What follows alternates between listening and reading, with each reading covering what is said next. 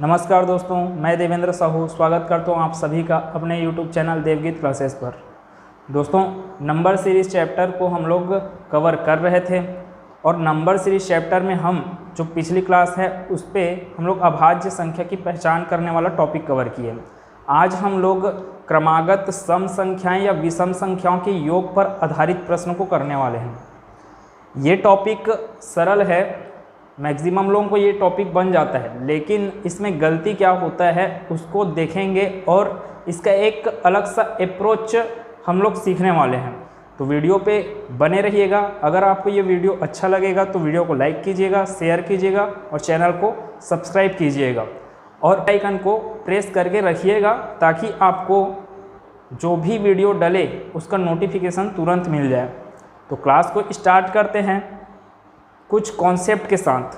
हम क्या बोल रहे हैं, ध्यान से सुनिएगा इसको, कि अगर तीन क्रमागत सम संख्याएं बोल रहा हूँ, जैसे कि मैं मान लिया 4, 6 और ये 8, ये तीन क्रमागत सम संख्याएं हैं।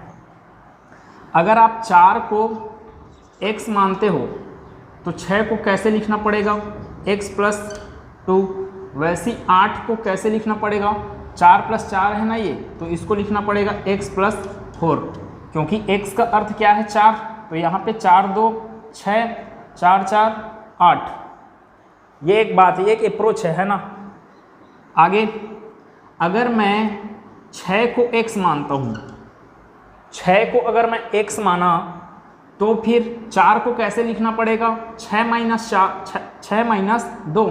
4 को कैसे लिखोगे, 6 - 2, और फिर 6 क्या चीज़ है, x है, तो 4 को लिखना पड़ेगा x - 2। वैसे ही 8 को कैसे लिखना पड़ेगा, x + 2। तो इन दोनों मेथड से सॉल्व करेंगे प्रश्न को, लेकिन सबसे अच्छा मेथड कौन सा होगा, ये वाला। अब ये क्यों होगा, कैसे होगा, उस प्रश्न को समझेंगे तो फिर उस प्रश्न को सॉल्व करेंगे तो आराम से समझ आ जाएगा। एक चीज़ और देखते हैं, ये क्या हुआ है, सम संख्याओं, क्रमागत सम संख्याएं हुआ। वैसी क्रमागत विषम संख्याओं के बारे में बोल सकते हैं, क्रमागत विषम संख्याओं के बारे में बोला जा सकता है। जैसे कि इसको मान लेंगे, अगर x, पहली विषम संख्या अगर x है तो दूसरी विषम संख्या क्या हो जाएगी, x + 2 है ना। 5 को कैसे लिखा जा सकता है, 3 + 2 के रूप में, और 3 का अर्थ क्या है, x है। वैसे ही 7 को कैसे लिखा जा सकता है, x + 4, क्योंकि इसको कैसे लिखोगे आप, 7 को तोड़ के अगर लिखोगे तो 3 + 4 के रूप में लिखेंगे। और इसको अगर 5 को मैं मानूँ x, 5 को अगर x मान रहे हैं तो 3 को कैसे लिखा जा सकता है, x - 2, और 7 को कैसे लिखा जा सकता है, x + 2। तो इस चीज़ को ध्यान रखेंगे कि मैं क्या क्या यहाँ पे बताया हूँ। अब इस आधार पे मैं प्रश्नों को सॉल्व करने वाला हूँ और इसका अप्रोच देखिएगा आप लोग कि कौन सा अप्रोच ज़्यादा अच्छा है। ये वाला अप्रोच आपका ज़्यादा अच्छा रहेगा प्रश्नों को सॉल्व करने में, जो कि अभी इसको जो दिया है, अगर हम लोग स्कूल मेथड लगाएंगे तो इसमें सिर्फ और सिर्फ कैसे करेंगे अपन। क्वेश्चन फर्स्ट है, जैसे कि इसमें क्या बोला, तीन क्रमागत मतलब कि क्रम से आने वाली सम संख्याओं का योग क्या है, 24 है। तो ठीक बीच वाली संख्या क्या है, आपको प्रश्न में क्या पूछा है उस चीज़ को अच्छे से ध्यान दीजिएगा। वो पूछा है ठीक बीच वाली संख्या को। अब जैसे कि मैं कौन से मेथड से बना रहा हूँ, अभी एकदम पहले वाले मेथड को ही यूज़ करके बना रहा हूँ। कैसे बोलते हैं कि क्या है कि इसमें एक बार देखते हैं क्या चीज़ है कि तीन क्रमागत सम संख्याओं का योग माना पहली क्रमागत सम संख्या, मतलब पहली सम संख्या क्या है, पहली सम संख्या है x, तो सिंपल सी बात है दूसरी सम संख्या हो जाएगी x + 2। वैसी तीसरी सम संख्या हो जाएगी x + 4, और ये किसके बराबर है, इनका योग किनके बराबर है, 24 के बराबर है इनका योग। तो इसको सॉल्व करते हैं आगे। तो ये क्या होगा, x + x, और ये x मतलब कि 3x + ये 2 है और ये 4 है, तो ये 6 हो गया। और आगे इसको और सॉल्व करेंगे, आगे बढ़ाएंगे तो ये 24 - 6 मतलब कि 18, उस पर 24 - 6 मतलब कि 18, और ये 3x है तो x का वैल्यू कितना आ जाएगा, 18/3 = 6। अब वो पूछा क्या है, वो ठीक बीच वाली संख्या को पूछा है। आप आंसर ये मत दे के आना, क्योंकि आप माने थे पहली वाली संख्या किसको, x को, इस मेथड के हिसाब से। अगर आप इस मेथड से सॉल्व कर रहे हैं तब x इक्वल टू क्या है, अपने पास 6 आ रहा है और x क्या है, पहली संख्या है, लेकिन वो पूछा क्या है, वो बीच वाली संख्या। और बीच वाली संख्या मतलब कि x+2 बोलने का मतलब क्या होगा यहाँ पे, x+2 मतलब कि 6 + 2 = 8। तो आपका आंसर 8 होगा, ना कि 6। क्या बोले कि आपको जो भी क्वेश्चन दिया है उस क्वेश्चन को ध्यान से पढ़िएगा, उसमें वो पूछा क्या है उसको देखिएगा ठीक से। अभी मैं क्या किया हूँ, ये वाले मेथड से सॉल्व किया हूँ अभी, मतलब मैं पहले किसको, x किसको माना, मैं पहली संख्या को।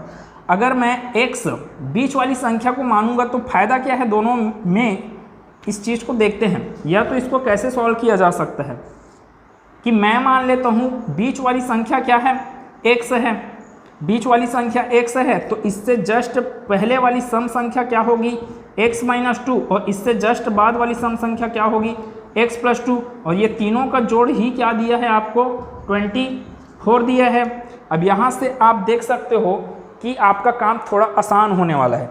ये प्लस का 2 है, ये माइनस का 2 है, दोनों कैंसल आउट हो गया। x + x + x 3x हो गया, x + x 3x हो गया, तो x बराबर कितना आ जाएगा, 24/3। 24/3 मतलब कि 8।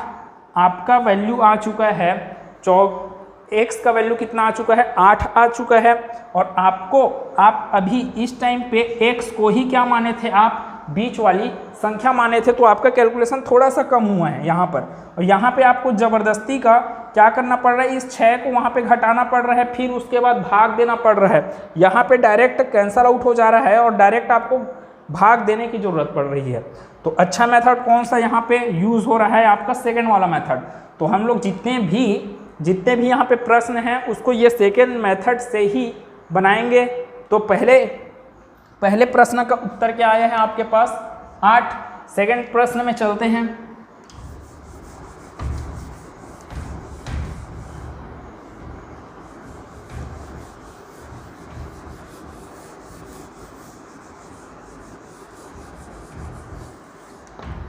सेकेंड प्रश्न को देखते हैं। 5 क्रमागत सम संख्याओं, ध्यान से क्या चीज़ है, 5 क्रमागत सम संख्याओं मतलब कि सॉल्यूशन किसका, सेकेंड का सॉल्यूशन क्या हो जाएगा कि 5 क्रमागत सम संख्याएं बोला है वो। तो मान लो आप सबसे बीच का सम संख्या को अगर मान रहे हो x, तो इससे पहले का क्या होगा, x-2, और इससे पहले का क्या होगा, x-4। अब इसके बाद का क्या होगा, x+2, और इसके बाद का और कितना होगा, x+4। अब इन सभी पांचों सम संख्याओं का योग कितना बोला है वो, 250। देखो फायदा क्या हुआ इसमें, यहाँ का -4 और ये +4 कैंसल आउट, ये -2 कैंसल आउट। आपके पास सिर्फ और सिर्फ चर राशियाँ यहाँ पे बची हुई है। कितनी चर राशियाँ, 1 2 3 4 5, मतलब कि 5x। यहाँ से अपने को क्या समझ में आया, 5x = 250 और x = कितना हो जाएगा, 250 / 5। तो यहाँ से x का वैल्यू कितना आ गया, 5 × 5 = 25 और 5 0 0 मतलब कि 50। x का वैल्यू कितना आ रहा है, 50। अब क्वेश्चन को ध्यान से पढ़िए कि वो किसके बारे में पूछा है। वो पूछा है सबसे बड़ी सम संख्या होगी। तो सबसे बड़ी सम संख्या इसमें कौन सी थी, ये है x+4। इसलिए सबसे बड़ी सम संख्या आपका क्या होगा, x+4 मतलब कि 50 + 4 = कितना हो जाएगा, 54। आप इस प्रश्न का उत्तर देंगे। देखो आपको जो आंसर आएगा, x का जो वैल्यू आया है वो वैल्यू वहाँ पे दिया रहता है ऑप्शन में। तो हड़बड़ी में यही चीज़ होता है कि आप x का वैल्यू ला लिए और वहाँ पे आंसर दे दिए, जबकि वो क्वेश्चन में पूछा किस चीज़ को है उसको ध्यान दिए बिना। तो आगे क्वेश्चन और करते हैं। इस प्रश्न का उत्तर कितना आया है आपके पास, 54। आगे थर्ड क्वेश्चन के बारे में देखते हैं, क्या चीज़ है, 5 क्रमागत विषम संख्याएं। अभी देखो कितने हैं, 3 5 5। अभी यहाँ पे दिक्कत नहीं है कि आपके पास 5 है या 3 है, तब क्या कर रहे हो आप, डायरेक्ट बीच वाले को अगर मान रहे हो, क्या बोले सॉल्यूशन थर्ड में, जैसे कि आप x माने सबसे बीच वाला, तो इससे पहले वाला क्या होगा x माइनस 2, इससे और पहले वाला क्या होगा x माइनस 4, इसके बाद वाला क्या होगा x प्लस 2, फिर इसके बाद वाला क्या होगा x प्लस 4 इक्वल टू क्या दिया 5 क्रमागत विषम संख्या है। हर विषम संख्या क्या होता है एक के बाद आता है, जैसे कि 1 है 3 है 5 है, ये सब विषम संख्याएं हैं। तो 3 1 के कितने बाद आया 2 बाद आया, 3 5 3 के कितने बाद आया 2 बाद आया। मतलब कि मेरे को इन सभी अगली संख्या पाने के लिए पहली संख्या में मेरे को क्या जोड़ना पड़ रहा है 2 जोड़ना पड़ रहा है। इसलिए क्रमागत सम संख्याएं या क्रमागत विषम संख्याओं में हम लोग को हमेशा अगली संख्या पाने के लिए क्या करना पड़ेगा, उसमें 2 जोड़ना पड़ेगा। वही तो कर रहे हैं, क्या किए, ये मान लो एक संख्या है तो इससे पहले वाली संख्या में 2 घटाओगे, इससे और पहले वाली संख्या में और 2 घटाए तो x माइनस 4 हो गया। इससे आगे वाली संख्या पाना है तो x प्लस 2 करना पड़ेगा, और इससे और आगे पाना है तो इसमें और जोड़ना पड़ेगा 2 को। तो ये हो गई आपकी 5 क्रमागत विषम संख्याएं, और उनका योग क्या बोला है 145। फिर से देखते हैं, ये और ये कैंसल आउट, ये कैंसल आउट, ये कैंसल आउट। फिर से आपके पास 5 बार x बचा हुआ है तो आगे क्या आएगा 5x इक्वल्स टू 145। अब यहाँ से x का वैल्यू 145 डिवाइडेड बाई 5, तो इसका वैल्यू 5 दूनी 10, शेष आया है यहाँ पे 4, 4 और 5 45, मतलब 5 नियम 45। तो x का वैल्यू आया है 29। वो पूछ क्या रहा है उसको ध्यान से देखो कि क्या चीज़ है सबसे छोटी विषम संख्या। वो बोला है सबसे छोटी विषम संख्या। मैं सबसे छोटी विषम संख्या यहाँ पे मेरे को क्या चीज़ दिख रहा है, ये दिख रहा है x माइनस 4। सबसे छोटी विषम संख्या कौन सा दिख रहा है यहाँ पे x माइनस 4। मेरे पास वैल्यू आया है 29, इसलिए x माइनस 4 इक्वल्स टू क्या होगा 29 माइनस 4 इक्वल्स टू 25। इस क्वेश्चन का आंसर हो जाएगा 25। नेक्स्ट क्वेश्चन में चलते हैं। अब देखते हैं क्या है। यहाँ पर दिया 6 क्रमागत, आपको पहले 3 क्रमागत या 5 क्रमागत संख्याएं दिया गया था, तो आप एकदम बीच को सिलेक्ट करने में आपको कोई दुविधा नहीं हुआ है। यहाँ पर क्या है थोड़ा सा बस कैलकुलेशन बढ़ेगा, उससे ज़्यादा नहीं बढ़ेगा। आप बीच में से जैसे कि आप तीसरे या चौथे में से किसी को भी x मान लो। 6 क्रमागत संख्याओं का योग कितना है 102 है। तो इसको देखते हैं एक बार क्या चीज़ है। क्वेश्चन 4, 6 क्रमागत सम संख्या, मान लो मेरा तीसरा संख्या है x, तीसरा संख्या है x, तो इससे पहले, और वो क्या बोला 6 क्रमागत सम संख्या बोला, तो इससे पहले का सम संख्या क्या होगा x माइनस 2, इससे और पहले का होगा x माइनस 4। तीसरे संख्या को आप माने हो x, चौथा संख्या क्या हो जाएगा x प्लस 2, पांचवा संख्या हो जाएगा x प्लस 4, छठवां संख्या हो जाएगा x प्लस 6। इतना ही तो बोला वो 6 क्रमागत सम संख्याओं का योग। आगे इनका योग कितना बोल रहा है वो 102। अब इसमें क्या चीज़ हुआ, ये -4, ये +4 कैंसल आउट, ये -2, ये +2 कैंसल आउट। इसके बाद आपके पास बचा कितना x कितने बार 6 बार, और एक ठोक क्या बचा 6। तो ये आगे सॉल्व कैसे होगा 6x प्लस 6 इक्वल्स टू 102। आगे सॉल्व करेंगे तो ये क्या होगा 6x इक्वल्स टू 102 माइनस 6, उस पर जाएगा तो 102 माइनस 6, तो इसका वैल्यू कितना आ गया 96। 102 माइनस 6 मतलब कि 96। अब x का वैल्यू कितना आ गया 96 डिवाइडेड बाई 6, मतलब कि 16 छके 96। x का वैल्यू आया है 16। वो पूछ के यार उसको ध्यान से देखते हैं क्या चीज़ है। सबसे छोटी सम संख्या के बारे में पूछा है। सबसे छोटी सम संख्या ये जो x है वो नहीं है। आपका सबसे छोटी सम संख्या क्या है x माइनस 4। तो इसलिए सबसे छोटी सम संख्या x माइनस 4 इक्वल टू क्या हो जाएगा 16 माइनस 4 इक्वल टू आएगा आपका आंसर 12, मतलब कि 12 इस प्रश्न का उत्तर होगा। आगे देखते हैं। हम लोग कभी भी प्रश्न बनाएंगे इस टाइप का और आप कभी भी सॉल्यूशन देंगे तो आप हमेशा यही वाला मेथड को ही अप्लाई कीजिए, ताकि आपको जल्दी जल्दी कैंसल आउट हो जाए और आपको कैलकुलेशन बढ़ाना ना पड़े। अब देखते हैं आगे। 3 क्रमागत विषम संख्याओं का योग कितना है 51 है। ठीक बीच वाली विषम संख्या कौन सी है?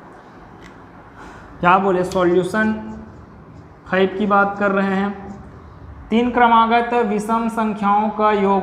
तो मान लो बीच वाला विषम संख्या x, तो इससे पहले वाला विषम संख्या सिंपल सी बात है x माइनस 2 होगा। इससे बाद वाली x प्लस 2, सभी का योग कितना दिया हुआ है? वो 51 इक्वल्स टू क्या होगा? 51। आगे सॉल्व करते हैं तो ये ख़त्म, आपके पास 3x इक्वल्स टू 51। यहाँ से x का वैल्यू 51 डिवाइडेड बाई 3, 17 या 51, मतलब कि ये 17 बार भाग जाएगा। 51/3 का अर्थ कितना होगा? 17। तो x का वैल्यू आ गया। x बीच वाला संख्या था, वो पूछा क्या है? ठीक बीच वाली विषम संख्या ही पूछा है। तो आपका आंसर इस टाइम क्या होगा? यही जो x निकाले हैं वही अपना आंसर हो जाएगा। तो x का वैल्यू कितना, मतलब कि ठीक बीच वाली संख्या कितनी होगी? ठीक बीच वाली संख्या कितनी हो गई? 17। आगे देखते हैं सॉल्यूशन 6 में देखते हैं 6 क्रमागत विषम संख्याओं का योग।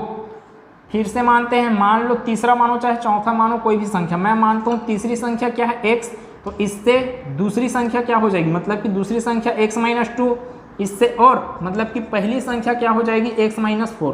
तो ये आपका पहला, दूसरा संख्या, तीसरा संख्या, चौथा संख्या क्या हो जाएगा? x plus 2, x plus 4, x plus 6।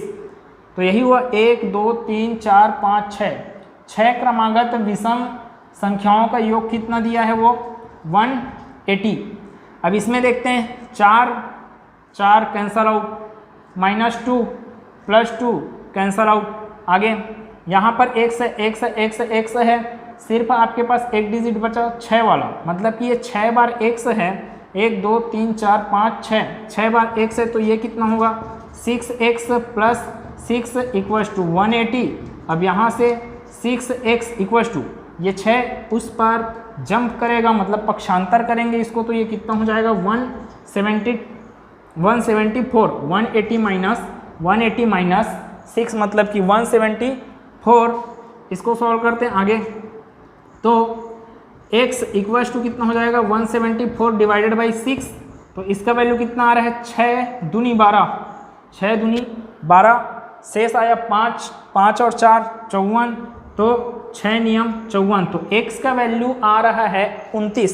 पूछा क्या है? देखते हैं, चौथी संख्या पूछा है वो। तो ये पहला, दूसरा, तीसरा, चौथा संख्या कौन सा है? x प्लस 2, ना कि x। तो इसलिए चौथा संख्या कितना हो जाएगा? x प्लस 2, अर्थात 29 प्लस 2 इक्वल्स टू आंसर अपना 31। तो इस प्रश्न का उत्तर क्या आ रहा है अपना?